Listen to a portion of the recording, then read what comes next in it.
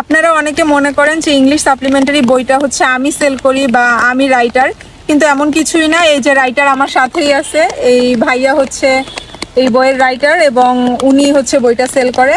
ভাইয়া, আপনার বইয়ে মানে এমন কি আছে যেটার জন্য মানে সবাই হচ্ছে যে বইটা এত বেশি পছন্দ করছে এবং রিপারচেস করতেছে, যে মানে নিজেদের ফ্রেন্ডদের জন্য আবার নিচ্ছে? আমি দেখলাম কয়েকজনই হচ্ছে রিপারচেস করছে বইটা। এটা কি জন্য, মানে বইয়ের ভিতর কি আছে?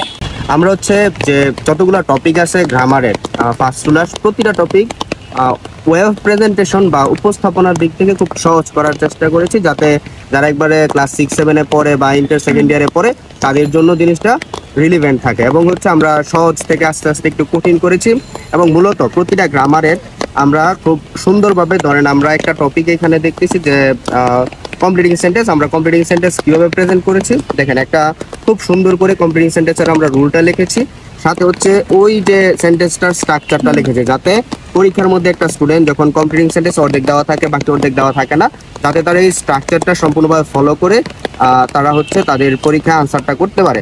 এবং আরেকটা বিষয় হচ্ছে প্রথম ওই ডেফিনেশনটা দেওয়া আছে, দ্বিতীয়ত হচ্ছে স্ট্রাকচার, 3 নম্বর হচ্ছে একটা এক্সাম্পল।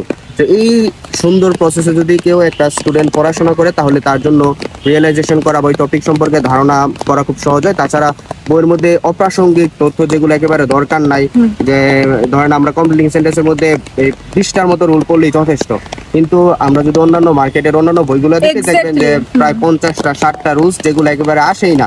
কানেক্টরসে আমরা এখানে রুলস দিয়েছি শুধুমাত্র 15টা। আসলে আমাদের এই 15টা রুলস আমরা তৈরি করেছি বিগত টেস্ট পেপার অ্যানালাইসিস করে, যেভাবে সলিউশনের যে উত্তরগুলো আসতেছে সব অ্যানালাইসিস করে। তার মানে এই বইটা বললে আপনি টেস্ট পেপারের 150 কোয়েশ্চেনের সলিউশনটাকে ফলো করে আমরা এই কানেক্টরসটা তৈরি করেছি। সো আশা করি যে আমাদের এই সহজ বা সিম্পলিসিটি এই বইয়ের মধ্যে আছে, যার কারণে সবাই এতটা পছন্দ করতেছে। এক্স্যাক্টলি, আমার কাছেও এই জিনিসটাই মনে হয়েছে এই বইটা পড়ে, যেখানে আননেসেসারি কোনো কিছু নেই যেটা মার্কেটের অন্যান্য গ্রামার বইয়ের মধ্যে থাকে। মানে অনেক আননেসেসারি রুলস, আননেসেসারি কি বলে এটাকে, মানে অনেক কিছু দিয়ে ভরায় রাখে এবং বইটাকে বড় করার জন্য মেনলি যেটা করে, এগুলো আসলে আমাদের দরকার হয় না, কখনোই দরকার হয় না।